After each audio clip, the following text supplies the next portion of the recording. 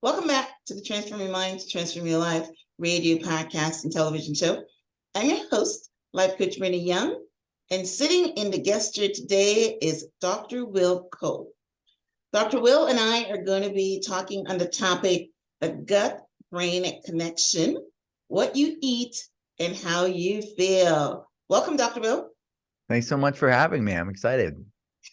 Yes, you're very welcome. I am so excited for this conversation. I love your work. All right. So for those of you who don't know who Dr. Will Cole is, let me give you a short introduction.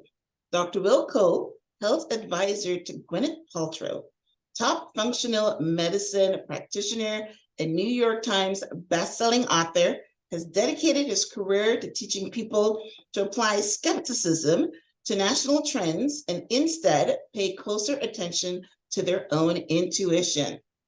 His new book, Gut Feelings, Healing the Shame-Fueled Relationship Between What You Eat and What You Feel, and How You Feel, demystifies the gut-brain connection and provides a framework to repair the relationship between what you eat and how you feel.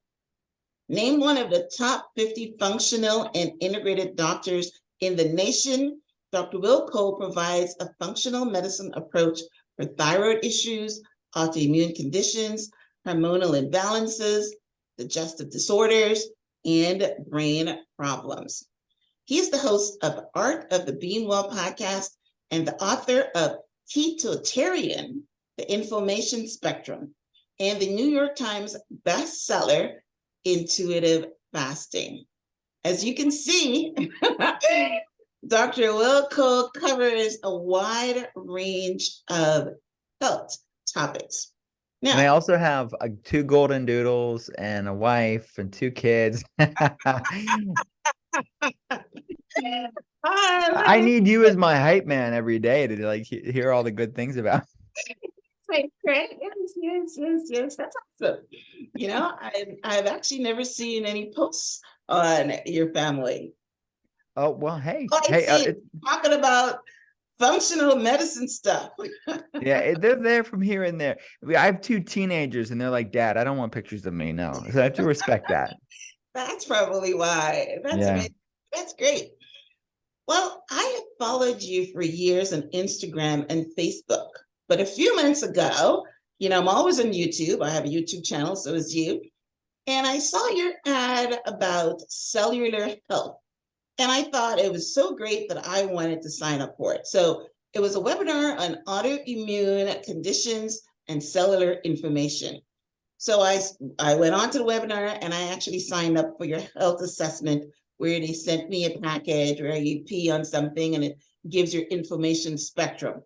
So I know we're going to be talking today a lot about the gut-brain connection, but I would like to start off there because that is a great service that you're offering. So, you know, can you introduce yourself by telling our audience, you know, how you became to be one of the top 50 functional medicine doctors, the doctor of Gwyneth Paltrow, and maybe you can introduce us to what you do with helping clients get rid of their cellular information.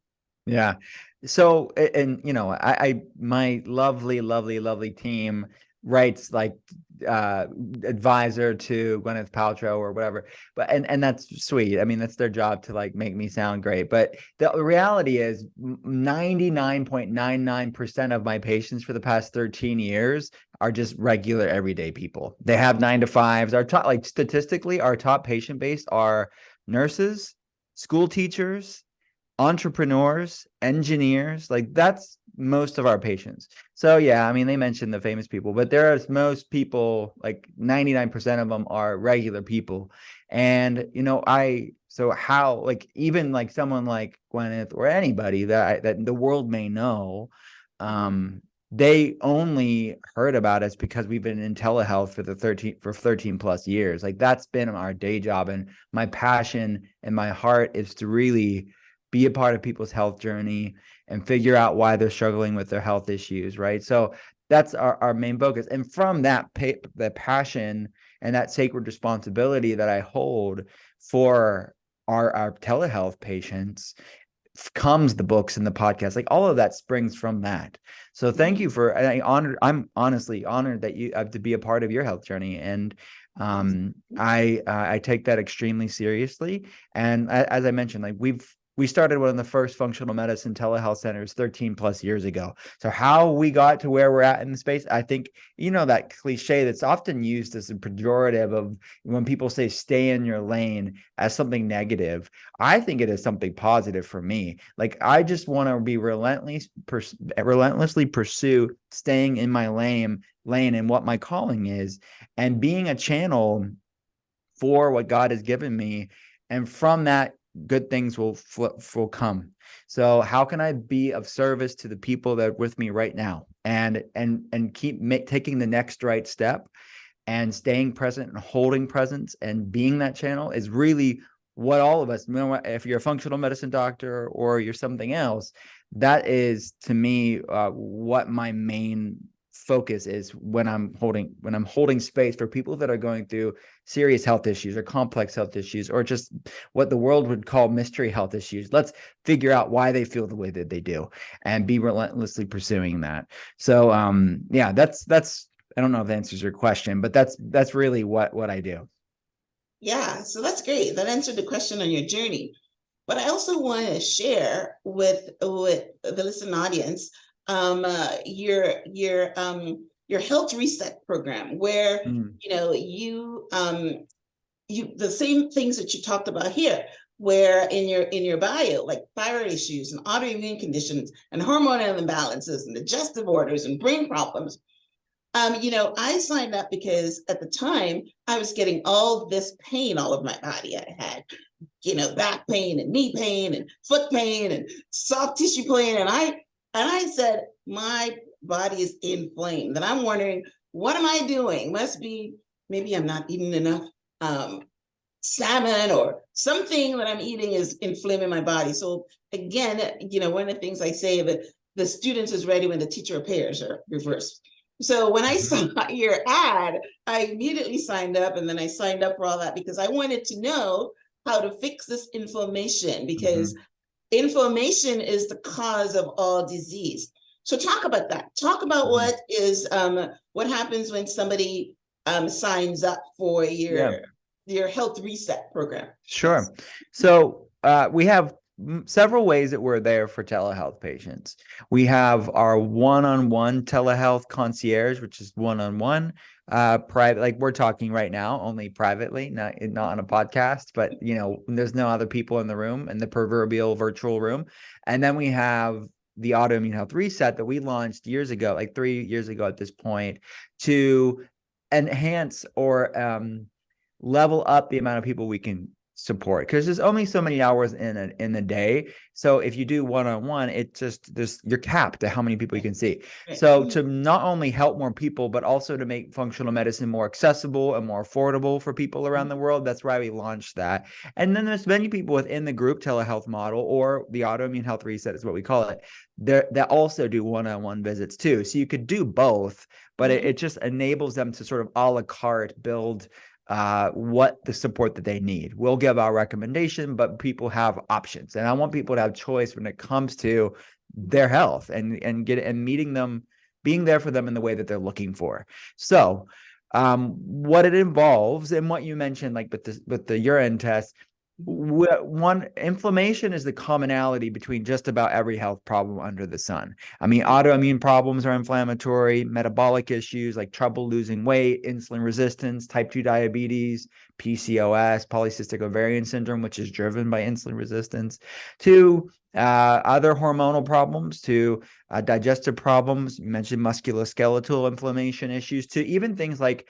fatigue and anxiety and depression are all inflammatory. There's a whole field of research called the cytokine model of cognitive function. Cytokines are pro-inflammatory cells. So it's researchers exploring in the scientific literature, how does inflammation impact how our brain works? How does inflammation impact mental health? So one of the ways we measure inflammation is that urine test, but we also run blood tests like high sensitivity C-reactive protein, homocysteine levels. These are just objective data points to show people their baseline, and show us their baseline, and then watch that number improve. Because that's like, we're talking about heavy things when you're talking about heart disease and cancers and autoimmune conditions and things like that. Those are all inflammatory. But the flip side is we actually have a lot of agency over our health to be proactive and be preventative. Or if you are going through a health problem currently, what can you do today to start moving the needle in the positive direction to support your health? And that's where functional medicine comes in. So this is not a fringe thing anymore. I mean, the Cleveland Clinic has a functional medicine center. All the doctors at the Cleveland Clinic's functional medicine center are trained through what's called the Institute for Functional Medicine, or IFM. And that's who's trained myself and my team. And again, we've been doing this for 13 plus years in telehealth. So our goal is to figure out what's driving the inflammation in the first place. So there's both physiological and psychological components to that, but underlying gut health is a major part of that. Your gut is where 75% of your immune system resides. So there's a lot of gut-centric components to inflammation that can impact your joints, can impact your mental health, that can impact your hormones and impact your blood sugar, that we need to calm down. So what you embarked on through that group telehealth model was us to calm down these root causes of inflammation so people can live the life they were created for. Because I see so many people kept back from the things that they're passionate about, or the things that they want to do, or showing up for their friends and family, or being the best version of themselves because of chronic health problems. And these things are largely healable, reversible things, as I mentioned earlier. So that's what it is. So we use food as medicine based on their bioindividuality, because even healthy foods, what works for one person may not work for the next person. So there's a science and art to this, to use clinical nutrition in very specific ways to therapeutically improve somebody's health. But also natural medicines, biohacking, different tools, mind-body practices, trauma work to really deal with what's causing that dysregulation of their immune system, which is what chronic inflammation is. Inflammation is not inherently bad. It's a product of the immune system, but it's just a matter of how can we regulate it in a way that it's operating the way it was designed to, not the way that it's responding to this threat. So that's what we do in a nutshell. Yes, that's beautiful. That's awesome, awesome, awesome. And I like having knowledge, because knowledge is great. And I'm just learning now about the gut. I've always known about the gut-brain connection and the leaky gut, but I've been learning specifically about things getting through the lining and causing inflammation, and I see now where the gut is the main resource, which is mitochondria and all these different things for your health, because it all starts there. So that's what your book is about. So can you talk about the gut-brain connection and what your book is all about, as far as that particular, the mitochondria and the leaky gut and all these different things, inflammation? Sure. Yeah, so it's tied, right? As I mentioned, that inflammation is a product of the immune system. 75%, about 2/3 of the immune system resides in the gut, originates in the gut. So to understand inflammation, you want to look at where the predominance of the immune system resides, but not just from an immune inflammatory standpoint, but also from a brain health standpoint. The gut and brain are actually formed from the same fetal tissue. So when babies are growing in their mother's womb, the gut and brain are formed from that same fetal tissue, and it's inextricably linked for the rest of our lives, all of our lives, through what's known in the research as the gut-brain axis, like you mentioned. So if you think about it, even on just an elementary level, the intestines kind of even resemble the brain. And there's many reasons why. I mean, the gut and the brain are formed from the same fetal tissue. Also, 95% of serotonin, our happy neurotransmitter, is made in the gut and stored in the gut. 50% of dopamine, our pleasure neurotransmitter, is made and stored in the gut. So they work upon GI motility, basically getting the gut moving, and they work upon something called the vagus nerve, which is the largest cranial nerve in the body. These neurotransmitters don't, as we understand it today, that the ones that are made in the gut don't pass through the blood-brain barrier, but what they do is crosstalk to the brain through the vagus nerve, which is the largest cranial nerve in the body that's responsible for the resting, digesting, hormone balanced, grounded state. So when you hear these conversations that are happening more and more around a dysregulated nervous system. What we're actually talking about here is an overactive sympathetic state of that fight or flight, or freeze, stressed, inflamed state, and an underactive parasympathetic, that resting, digesting, hormone balance state. Both are important. Just like inflammation, there's nothing inherently wrong with the sympathetic response. It's meant to protect us, and it does protect us, but it's meant to come up and overact and then calm down when the threat is removed. Most people are in a state of nervous system dysregulation that it's just always on. The sympathetic response is always on to varying degrees, and that as you're an underactive resting, digesting, meaning calm, anti-anxiety, normal gut health, normal digestive response. So a lot of this has to do with what's called beyond the nervous system. It's the neuroimmunoendocrine axis. So the intersection between our nervous system, the endocrine system, i.e. hormones, and the immune system, i.e. chronic inflammation. So that's really what's going on here, where there's a lot of dysregulation going on with the nervous system, the immune system, and the endocrine system, all of which need to be regulated. So a lot of what we do with telehealth patients is strengthening the weak spots and calming and modulating the overactive parts. So that we do that with the nervous system, the endocrine, and the immune system. So my book, Gut Feelings, is born out of our work with our telehealth patients and kind of showing people what's a functional medicine approach to regulating this neuroimmunoendocrine axis issues. So that can show up in different ways for different people. I mean, autoimmune problems, mental health issues, to people that have digestive problems or things like fibromyalgia, chronic fatigue syndrome. Those are all, to varying degrees, a massive component to why people feel the way they do is a dysregulated neuroimmunoendocrine axis. Now, part of that is, on a cellular level, dysfunction of the mitochondria, which are, interestingly enough, descendants of bacteria. The mitochondria are actually not human cells. They are actual remnants of bacteria that crosstalk with the microbiome, which is all the trillions of bacteria in our gut. So it's quite fascinating that we are exponentially more bacteria than human. Yeah. So we have about 100. Yep. Yeah, we have about 100 trillion bacteria and about 30 trillion human cells. You can do the math. It's like we are a lot more bacteria than human. And the crosstalk between the microbiome and our mood, or our gut-brain axis, but also the microbiome mitochondrial crosstalk, and this communication from bacteria to bacteria of how that impacts cellular energy and cellular function. So it is profoundly important. But again, it just, if anything, should put you in awe of the masterpiece that is you. And we wield so much agency over our health if we give our body the chance to do so. So this should be a message of empowerment, a message of freedom, a message of, hey, what can I do today to start to live the life I was called to? So this is what's at stake here, because life is so short. Even for the longest living of us, I just look back and I talk to patients, I talk to people for a living. So I talk to people in the 80s and 90s, and they all feel like they're 30. And they just tell me, like, blink of an eye, I'm 90 years old. Like, what the heck? And it's like, let's make it the best quality 60, 70, 80, 90 years old. Honestly, and statistically, from a longevity standpoint, there's no reason why the vast majority of us can't live a healthy 100+ years. And that's what the science is saying from a longevity standpoint, of which supporting these mechanisms that I'm talking about here really supports longevity exponentially. Yeah.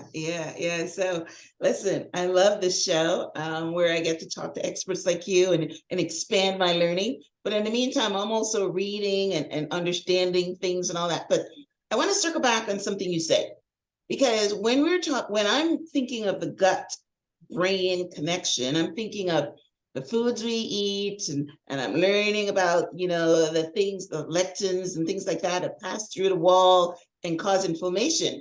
But you also started talking about feelings, like hormones and imbalances. And so I'm assuming that the connection, tell us, instead of me assuming, what is the connection there to? So I understand the inflammation part. Where is the other part coming from?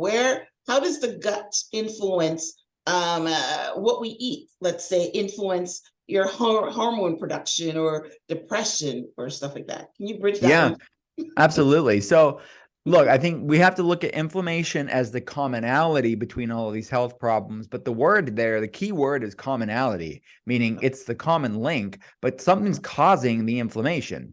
So, Okay. what's upstream to the inflammation? Because if inflammation is not inherently bad, we're just talking about dysregulated chronic inflammation, that forest fire that's burning in perpetuity for people, that's impacting their mental health and their physical health and their hormones and their digestion and their pain levels and their energy levels, all that stuff. What's causing the inflammation? So we have to look at the inflammation, or look at the symptoms that the inflammation is causing as a check engine light. So if the check engine light's on in your car, you don't just keep on driving and cover up the check engine light and act like it's not on. Well, you can do that, but it's like you're in denial, right? And if you take your car to the mechanic, I hope your mechanic isn't going to cover up the check engine light and say, keep on driving. He's not going to say, see you in 6 months after he covers up. They're going to say, let's look underneath the hood. Let's do some diagnostics to see why that check engine light is on. Coming on, right? So that's what we do in functional medicine as far as labs. Like, why is that symptom? What's my body telling me? So I talk about this in the book at both physiological and psychological drivers of inflammation. So a both and approach have to be looked at. So underlying gut problems, nutrient deficiencies, chronic infections, like we deal with mold toxicity or chronic Lyme disease or environmental toxins, those physiological things will impact inflammation, impact our mood and all that stuff. It can impact the anxiety, depression, autoimmune, everything.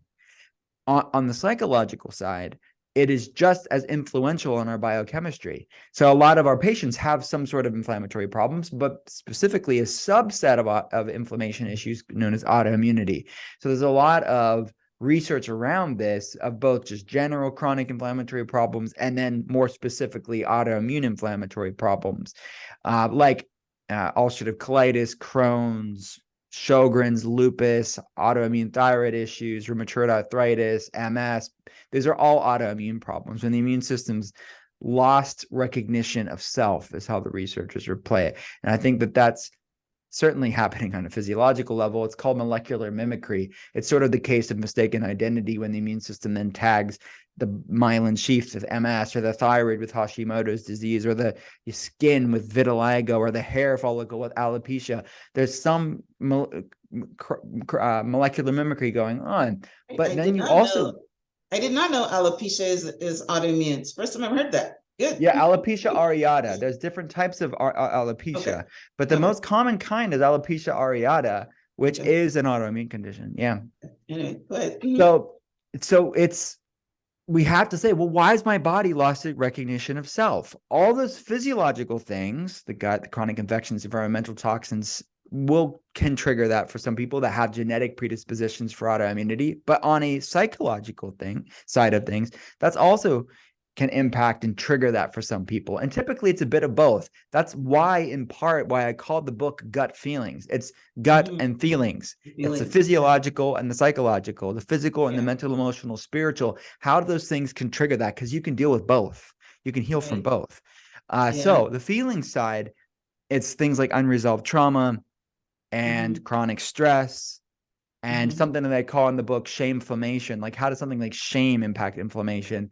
And healing our head and our heart, and look at what we're feeding our head and our heart, not just what we're feeding our body with breakfast, lunch, and dinner, because those things are cumulative, because our body is a cellular library, and our thoughts and our words, our emotions, our experiences will impact the expression of our biochemistry.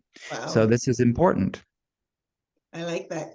I'm thinking of that experience. I don't know the doctor's name, but I was reading about it just recently, where love can change your body chemistry and hate can change your body chemistry. So you know what I mean? You know that that's that research, right? Where if you write down love, you write down peace, how your molecules in your body shift. So now I'm understanding what you're saying, because most people think your gut-brain connection would be what you eat and what goes through the gut lining. But what you're saying is your unresolved trauma and stress and things from your childhood, or In fact, I've Mhm. had several people on the show talk about childhood trauma results in autoimmune conditions. So I'm getting the connection now. So that's Yeah, amazing. 100%. That's exactly what I'm talking about. But the Yeah. great thing is, this isn't, again, people could be like, oh my gosh, I am screwed. Like there's so much. No, this is a message of hope. This is a message of agency because as Yes. trauma, you can heal from all of these things, but you have to know what you're dealing with to do something about it. So this is Yes. really about empowering people because people already know something's not right. Because you could just look at the statistics of metabolic issues, autoimmune problems, and mental health issues to know we've got a problem. But what can we do about it? So we already know there's a problem. What can we do about it? And this is really about the positive stuff of like overcoming and healing and reversing and reclaiming what is our birthright, which is optimal health. I talk in the book about even the science around intergenerational or transgenerational trauma, which is wild science.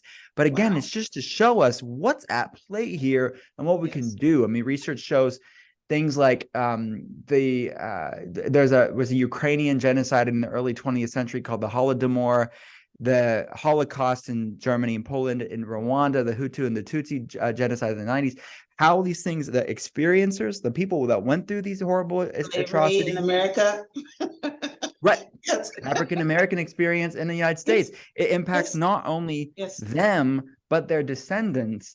But Right. again, as trauma can be inherited, so can healing. And I see people all the time break the cycle of disease and dysfunction and heal themselves, but also heal their families. And then I think, okay, they're healing generations they're not ever going to even meet by them reclaiming their It's all your wellness. DNA, right? That's what you pass on, correct? It's yes, and we're living out the experiences of our ancestors. But Yes. how can we take what our opportunity in this lifetime to heal, and break the cycle? Yes. That's amazing. Yes, I like that. Yeah, it is not all about what you put in your mouth. So you talk about food, but we think we've already covered that. But I want to touch on what you talk about. How does alcohol influence our gut feeling connection? That I is that lose is one that I would love to touch on. I lose friends every time I talk about this, Mara. It's a neurotoxin, right? There's no like the healthiest amount of alcohol, according to the science, is zero. There's not a healthy amount. Now, look, I'm a pragmatist. I'm not going to be I personally don't drink, but for my patients, I have to be a pragmatist. I don't want to be this teetotaling, puritanical person that's like not living in the real world for people. So, pragmatically, I want to show people the science in love, not in shame, but showing them what the research says so they can make the decision for themselves and empower them to make that decision of what they want for their life. But and pragmatically, we come up with better for you options. Like if we're going to be the least assaulting, it's going to be a low sugar, low alcohol, organic, biodynamic, regenerative wine. If someone's going to drink now, and it's just a big mouthful, but basically just the least offensive to your poor microbiome, because the more people drink, research shows that small amounts of alcohol are associated with smaller brain sizes that can impact your mood, your memory, cognition, focus, energy, all that stuff.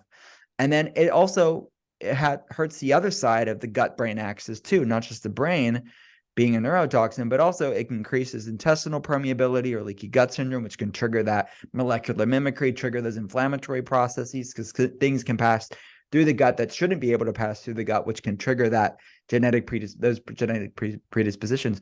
But it also can disrupt the microbiome, the sort of delicate balance of all the bacteria and the yeast and fungus in the gut. So it really can do a number. So it's some people have more tolerance than others. Some people have more resilience than others.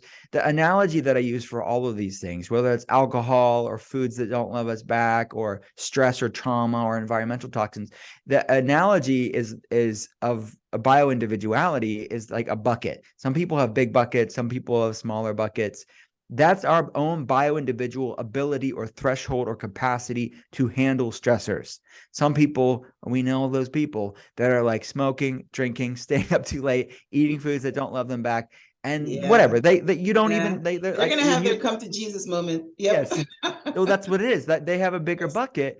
Yes. And it's just a matter of time before they Time. hit their tipping Right. point. Right. But Right. for some of Right. us, we have smaller buckets and we don't have that wiggle room. We can't change what we put. We can't change our bucket size, but we can change what we put in the bucket. Put in And the that's what a lot of our goal is, to empty that bucket and understand the bucket size too. Like, hey, we're all different.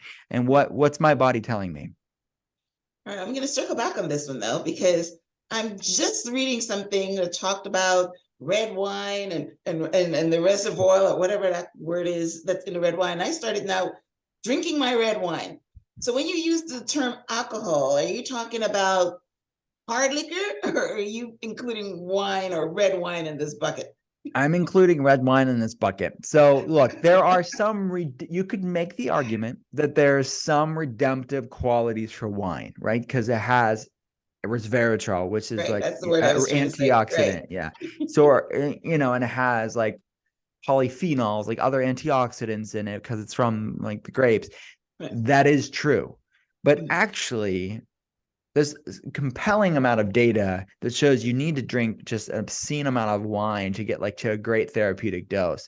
Now, you could make the other argument towards alcohol and say, well, couldn't it be alcohol is a hormetic effect in the body? It's like a hormesis is a term that means like a good stressor on the body that makes the cells more resilient. So fasting is a hormetic effect. High intensity interval training is a hormetic effect. Cold therapy, sauna, these are all hormetic effects in the body. Now, in theory, some people that are in the longevity research space will say, okay, small amounts of alcohol could act like a mild hormetic effect that makes the body more resilient. I actually do think that's interesting, like an interesting concept where you look at some centenarians, people that live long lives that do drink, like, is it creating some sort of resilience factor for them? Possibly. I think the jury's out on that. But I just think for the average person, there's way more drawbacks than benefits. And if you look at the amount of people that alcohol's really wrecked their life, it's wrecked their families. It's like, it's so common. I would just say, can we get other forms of hormesis in their life without the negative drawbacks? Like, let's do some fasting. Let's do some high intensity interval training. Let's do some cold plunge or sauna. Like, that's healthier forms of hormesis than this alcohol. That's not as much And then fun. supplement with resveratrol. Yeah, right. Yes. Supplement or drink some eat some fruits and vegetables that has resveratrol. So I would rather have that than the neurotoxin. Right. Okay. All right. Sorry So to rain on your parade. like I said, I was just reading that and I've heard it so many different times. You know how people are, right? You know, you hear something and you do something about it right away, and then 2 months later you've forgotten about it. But yeah, I've heard time and time again about the benefits of red wine. My husband is an avid red wine drinker, and I just picked it up again like a couple weeks ago because I heard that. So I will put it back down. I need to talk to your husband. We need to talk. And then, you know what? People can make the choice for themselves, right? I just want to have informed consent. And if they want to make it have it, go for it. But I would say there's better ways to get some resveratrol in your life. But if people have the life they want to have it in moderation, small amounts, and fine. There's big bucket people, they can have it. All right, awesome. All right. So you have a 21-day gut feeling plan designed to help your clients heal. Can you talk to us about that? What's in that plan? Can you walk us through it? Sure. So I adapted the plan in the book based off of different tools that we implement into our telehealth patients' lives, into their protocols. So for this book, every day of the 21 days, there's a gut and a feelings tool. So a physiological and a psychological. So for a gut day, we could do maybe a little bit of what you did during that autoimmune health reset. We did focus on soups and stews, which is a great way to support that gut-brain axis, that microbiome mood axis, to also lower inflammation. This is where 2/3 of the immune system resides. So this is nothing new to our landscape as humans, right? You look at any traditional society, they use soups and stews lots of times, right? I mean, just every day, let alone when somebody's sick or therapeutically, that cliche of chicken noodle soup. It's not the noodles that were helping people. It was the broths and the vegetables that were cooked down. It was the proteins that were cooked and easy to digest. So there's something healing about that on many levels for people. So it's born as a protocol that we modify for patients based on what's relevant to them. We modify what's called a GAPS protocol.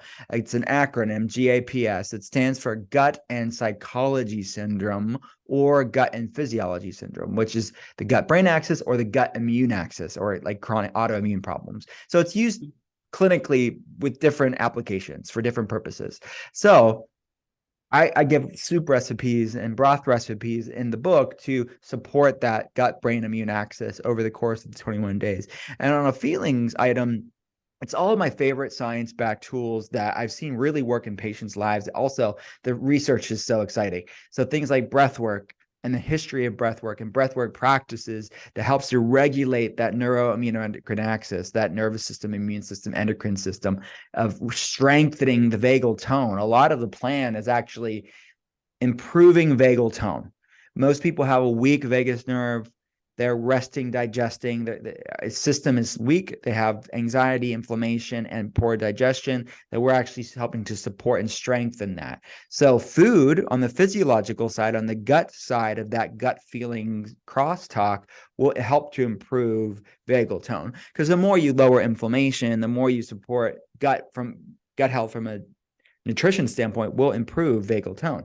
But on a psychological side, we need to implement things like breath work to strengthen the vagus nerve, to regulate that nervous system, but also talk about the research out of Japan and South Korea. It's a Japanese phrase called Shinrin-yoku, which translates to English as forest bathing. So it's the research in the medical journals looking at how can we use nature as a meditation and as a medicine to therapeutically calm that and regulate that neuroimmunoendocrine axis, or the research around somatic practices like things like drumming and dancing and yoga and Tai Chi, things that our ancestors would have done. So you'll see as the reader goes through this 21 days, a lot of the feeling tools, which are almost all free or accessible things that people can do. There are things that we have exciting science around it today, but as you read it, and I pointed out in the book, that our ancestors would just call it life. Like they didn't have the randomized control trials to know that nature did this, and this. They just saw that it was healing. Same with drumming or dancing or tapping or breath work or cold therapy. Is humming in there? Humming. Yeah, humming is a great way to strengthen the vagus nerve. Yeah, of course, you know your stuff, but these are easy things that people can do that have a lot of science around it, of strengthening that vagus nerve, strengthen that cranial nerve that is weak, that will help to regulate your nervous system. Yes. I did not know that you can strengthen the vagus nerve. I do a lot of meditation on the vagus nerve because you're right. Everything happens when you relax. And that is one way that, I help myself relax, and I do, breath meditation. So I wasn't aware that you can strengthen the vagus nerve. So this is new information for me. So that's great. So what you're saying is if you keep doing your breath work, then let me ask that question. How do you strengthen the vagus nerve? Which means that you're not going to get into sympathetic very often. You're going to stay more in the parasympathetic side. Is that how you strengthen it? Well, the more you strengthen your vagus nerve, the more it's like a seesaw, as how typically it's talked about in researchers and in textbooks, is as you're activating one aspect of it, you're going to downregulate the other aspect of it. So you will have appropriate responses. So most people on a cellular level, on a primal level, they're always being chased by that proverbial tiger, even though there's no tiger. Like they have that background anxiety, that sort of sense of dread, or inflammation issues, whatever they're going through. There's dysregulation going on with that neuroimmunoendocrine axis. What they're going to have is, if there is a threat, they're going to have proper sympathetic response, but it's not going to always be on. It can turn on and off appropriately. And that's what we want: normal function, normal responses to situations. So It's creating an inner environment that is appropriate for the outer environment, which to that point, like there are things that sometimes need to change in the outer environment so the body isn't in actual threat. Like, and that's when I talk about in the book around healthy boundaries and letting no be your multivitamin and like being okay with saying no to Nice. rest. And I talk about resting just being important part of all of this. It's this hustle culture. It's this burnout being seen as this badge of honor that is really feeding into this dysregulation. And I talk about the JOMO lifestyle in the book, which we have this FOMO culture of the fear of missing out and seeing everybody's filtered highlight reels on social media or whatever, this materialistic society. But JOMO is the antithesis. It's the joy of missing out and finding the joy of missing out for a life and creating stillness and talking about these ancient practices. Like there's a Scandinavian practice called Hygge. It's spelled Hygee. That is really about like coziness and calming down and like lighting a candle, reading a book, disconnecting to connect. That is has science around it now, but these are practices people can do to regulate their nervous system. Yes, I love it. I love it. Yes, I love that last part there. Yeah, I can just picture it, reading a book and having a candle and I don't know, have soft music playing, all that stuff. I love that. Yeah. Cancel some plans. You're sending me there. All right. So tell us about your website, your social media handles so that people can follow you. And you put out a lot of content on social media. So someone can, and tell us where obviously we know it's on, your book is on Amazon. So yeah, tell us how people can get in contact with you, your website, social media handles, where your books are sold, that kind of thing. Thanks. Yeah. And of course, your 21-day plan.